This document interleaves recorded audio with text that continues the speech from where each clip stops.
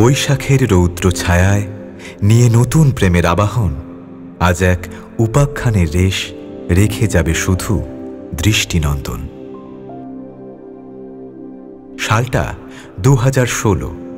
দুজনেই জীবন পথে চলছিল নিজের ছন্দে, কিন্তু হঠাৎ এক পথের বাঁকে হয়ে গেল ক্ষণিকের দেখা। ব্যাস, তারপর আর কি? চোখে চোখ পড়তেই তাদের ইংরেজি বইয়ের পাতার আড়ালে শুরু হওয়া গল্পটা ধীরে ধীরে ছড়িয়ে পড়তে শুরু করল বই খাতার পাশাপাশি হৃদয়েরও পাতায়।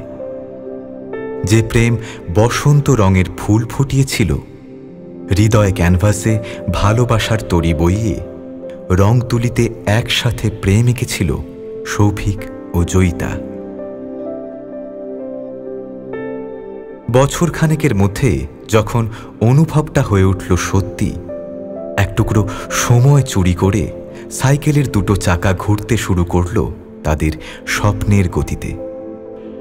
বইয়ের পাঠ থেকে শুরু হয়েছিল মনের ভাবের আদান প্রদান, দিন থেকে সপ্তাহ, সপ্তাহ থেকে মাস, মাস থেকে বছর।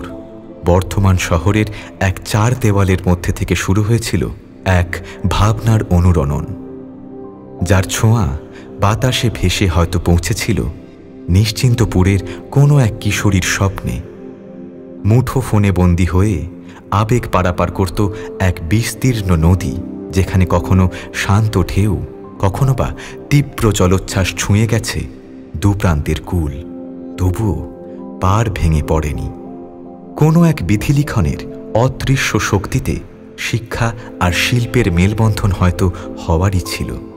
এই মেলবন্ধনের পরিণতি পর্বের একদম প্রায় শেষ ভাগে সেতারের সুরে সাঙ্কারাতে কত্থক নাচের সময় হয়তো বাকি দূরত্বটুকু মুছে ফেলেন বিধাতা, এবং লেখা হয় এক স্বপ্ন পূরণের উপন্যাসের ভূমিকা।